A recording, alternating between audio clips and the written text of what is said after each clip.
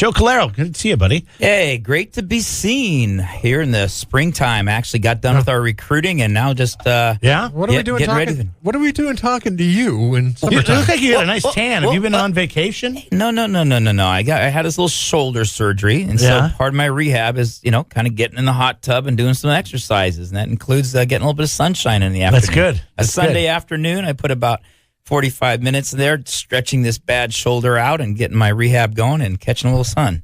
Well, it's good to see you. I mean, I know you got your basketball camp coming up here in a few weeks. What do you do when you're rehabbing? We'll get to that in a second. What do you do when you're rehabbing the shoulder? Like, do you get the pass to have the wife bring you things on the couch? Oh, wow. How'd you know? It's like, I really want a tuna fish sandwich. Can I get the Fritos in there? You've got this well understood. You pretty much, it's been 3 weeks from the surgery, and I pretty much milked all it can be with. But it's amazing.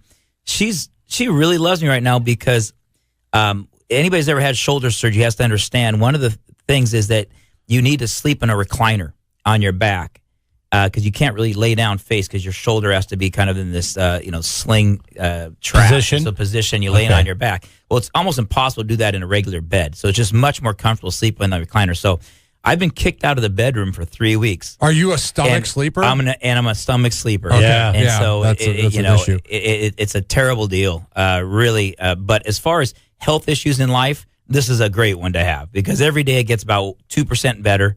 And for 3 weeks now, it's like, okay, that hurt, it gets better a little bit. No painkillers, a little Aleve or Tylenol every now and then.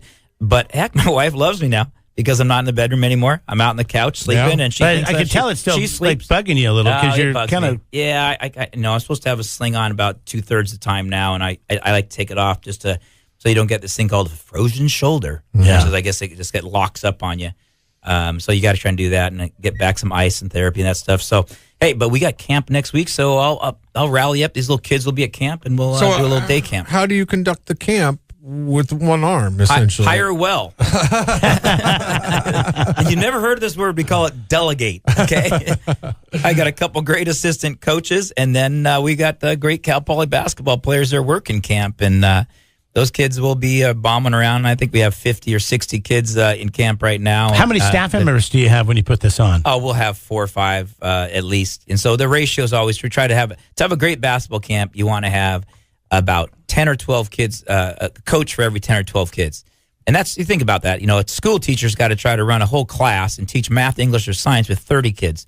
And with basketball, we're like, heck, if we can get down to 10 or 12 kids and each coach gets a chance to work with 10 or 12 kids, that's a lot of individual attention. That's a lot of shooting and reps and impact for them. I think that's why kids like it. You actually get to know the coaches. It's fun. I mean, it's summertime. You're with your friends. I mean, I was just, Jeff will tell you, and I was never a basketball player. I played with friends. With your height? And I know, right? It's amazing. When you finish up being 5'8", it's. I think there's a photo to document how tall you really are next to me. Yeah, I think you're a little shorter than I am, right? I think not. I think that we determined I had a quarter inch. It's because he keeps having these surgeries. Which would be actually a better story if you were smaller than Jeremy. Well, he's got way more talent, obviously. You did play basketball at a high level in the college ranks. But anyways, but I always had fun.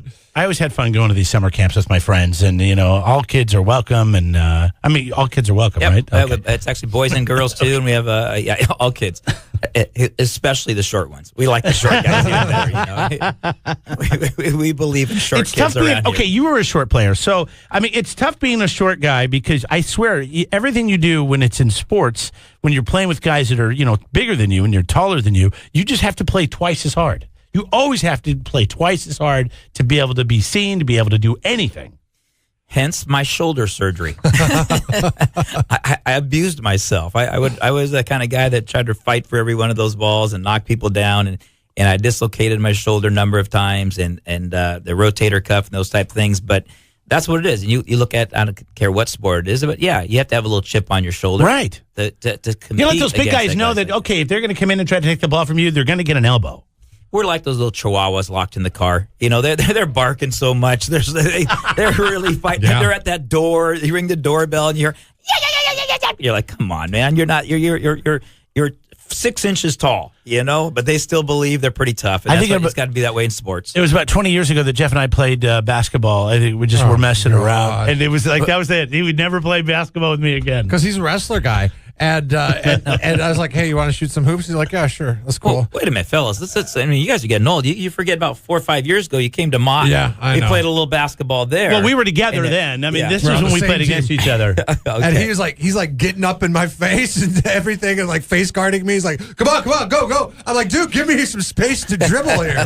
We're just shooting hoops here. It was like we were playing for $1 million. I'm like the crowd and the player. I'm like, ah! My hands are in his face. I with the shoulder surgery, one thing that really it pisses me off is I can't golf. And it's one thing I like. I can golf maybe 10 or 12 rounds a year in the summer. The thing that why golf sucks so really is why it's not my favorite sport, why basketball is. And here's my way to fix it. Golf simply needs to allow people to play defense. Now, you imagine if you could play somebody in golf and then you could put a helmet on and maybe a catcher's mat and you get to stand 15 feet in front of them and try to knock the golf ball down. And meanwhile, as the golfer, you get to try to hit the guy that's in front of you. Now that would be an exciting sport. You imagine watching golf. You imagine the ratings. Your intensity is a little bit more than mine. That sounds a little scary. How fun would golf be to watch? Yeah. To know that somebody was out there 20 feet in front trying to defend it, kind of like a hockey goalie. And then you get the whole hockey get up, and you're out there.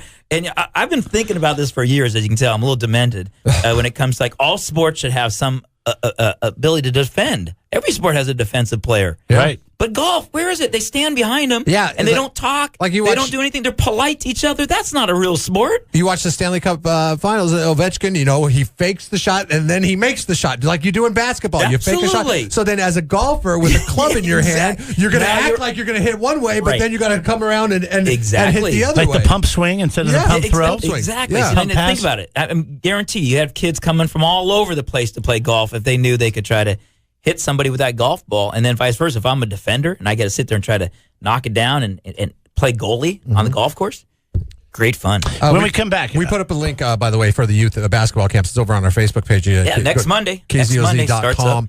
There's still spots available. Oh, yeah. We'll take it up to the day of registration. Kids 1st through 6th grade. Yep, youth camp, a real youth camp. A real youth camp. So if the kids are looking for something fun to do this summer and get to hang out with Cal Poly basketball players. I'll be there. And you know what else? We won't be hitting golf balls at them. Yeah. We'll be nice. We try not to injure those little guys. All right. On the link that we posted on our Facebook and our Twitter feeds, you can. It's also you go to kzoz.com and check it out. There's a basketball camp for high school students too. Yes. Tell us a little bit about that. Well, that's our August camp. So basically all the student athletes, kids are with mostly in June and July are working with their high school teams or their AU traveling teams. And what we want them to do is get them back in August and say, okay, we usually have about 60 to 100 kids will show up. And it's kind of a one-day camp. It's really, a clinic where we kind of give them all the Division I college basketball tips of what's like. We show them video. We show them the locker room.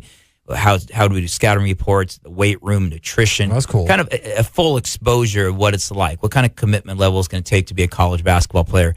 And because when you're playing at the high school level, you don't know how much goes into that behind the scenes. You just go out there, you travel to the next school, or you play at home. And you see what you see on TV. You think, oh, that's great. You forget about it's like your job. How much prep you guys do to be prepared for your show. People don't see the behind the scenes approach to college basketball, and they're usually pretty amazed by the amount of time and commitment it takes in all areas. From weight training to nutrition. There's more to scouting report. That goes on and on and on. So we break it all the way down, and we spend about 5-6 hours with the guys to explain to them what's going on, as well as the skills and drills. I mean, you're going through that, the breakdown of what you're doing and why you're doing it. So that's in August. That's like the first Saturday of August, second Saturday of August for high school. Yeah. Online registration at that link that we put up there. That's pretty cool that you give that insight, and it gives probably high school players that are hoping to play at the next level some insight that's valuable because they'll know what to prepare for when they're playing high school ball. I gotta ask you, NBA Finals last week. Are you happy with the outcome of the last 4 years in the NBA? Do you like the same team playing, the same two teams playing for 4 years? I don't. As a fan. Yeah, let's put it this way. I don't say that I dislike it, but because you got to remember back, let's go back to Wayback Machine. the NBA became exciting when we had Larry Bird versus Magic Johnson for about 3 out of 4 or 5 years in a row, if not 7 or 8 years. That battle of the L.A. and Magic and Larry in Boston, and that great rivalry made a lot of people follow basketball because at least you knew a couple of the names. Mm-hmm. And you have to have brand awareness. I mean, nobody likes to see New England in the Super Bowl every year, but you have somebody to hate.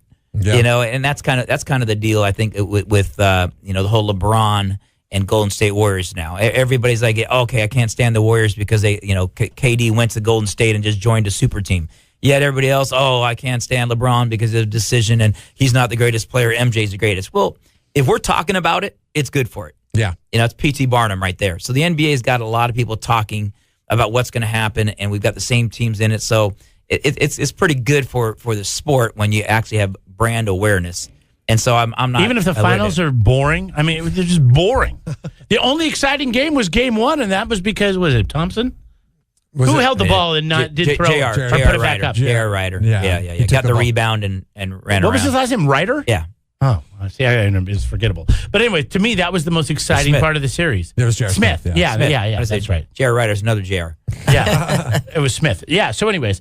But, I mean, other than that, last night was, they pulled LeBron out. It was over. I was listening to the call. You mean night before last? Earlier this Friday morning. night. It was Friday night, right? Or 3 nights ago. Yeah, it was Friday night. It's okay. It was Friday night. It was a long Saturday for you. They showed up Saturday morning at the airport in Oakland. Okay, I'm sorry. 108 to 85 was the final. Yeah. But we knew that was going to happen once they lost the first game in the fashion that they did with J.R. Smith dribbling out to the center of the court. We're like, oh my God, there was your one chance. But how do you break the mold? How do you break this continual mold of the outcome of the NBA? I thought it's very funny that when you talked about it, you said Golden State versus LeBron, because that's essentially what it is. That's what it is. So LeBron James more than likely going to move on somewhere else. I would think Lakers, right? Well, is that what all the chatter? Do you think Lakers? I do feel like there's another player here people don't talk much about. I think there's a potential that he can end up the Clippers. Really? I think that, first of all, Clippers have a little bit of money. True. They're going to go over the salary cap. You have an owner there that is determined to break into the NBA in some form, that to make a major push about this. And if you look at the potential that the Clippers could have by moving players, I think that the biggest thing that people don't realize is that LeBron's going to bring somebody with him. It's not going to be LeBron and 2 or 3 other guys. It's going to be LeBron and somebody else. And free agency and in trades and something else. LeBron did buy a house here. LeBron does have a liking to L.A. and remember he spent some time down in Miami. He's got a couple kids, school age. And if you look at where a majority of NBA guys, if you have the financial capacity to live in Los Angeles, and you can live in the nice, cool part of L.A. where there is great security, and where a lot of the NBA players end up being in Malibu and in the Valley, near the water, and Santa Monica, and you can have your cake and eat it too, and you can have a mansion, and your kids go to school, and you're living in L.A., and the number of NBA and retired stars, musicians, everything in society, pretty attractive. And for him to end up either, people kept saying the Lakers, and I'm going, why do they keep forgetting about the Clippers? Clippers got a little bit of money. They got the same facilities. They have an owner that's willing to do something. And I just kind of, I don't know. That's kind of my left field. People don't talk about it much, but I just kind of think that's my left field take on it. It would help LeBron. I like that pick. I think that would make, if I was LeBron's agent, that's what I would advise for. I would say, hey, why don't you open your eye? Everybody's talking Lakers, but why don't you open your, because then you have a better chance at leaving your own legacy. Exactly. You're have the right chance to do what he did at Cleveland. Yeah, save a franchise essentially, and build a franchise up to where nobody ever thought it would be. Whereas the Lakers, you're just following in the footsteps of all the greats. Mm-hmm. That's the easy way out. And same with them going to Boston. People are talking to him. Boston, San Antonio, and the Lakers. Those are brand name school, institutions. Mm-hmm. And I don't think that's him. I think he wants to create a whole new brand, and LeBron Clippers is a brand new brand, and all the jerseys are sold. Developers. I like the angle. There's Steve Ballmer right there. Developers. Ballmer. It's Ballmer. He's a passionate guy. So you don't think he's going to move the team to Seattle? I hope so. Get LeBron first, then move the team to Seattle, Steve. Good to see you, Coach. Don't forget, if you want to get your kid involved in the Cal Poly men's basketball camp, we've got links up at Jeff and Jeremy. You can go there. Thanks, fellas. Jeff and Jeremy in the morning. 93.3 KZOZ rocks. Have a good morning.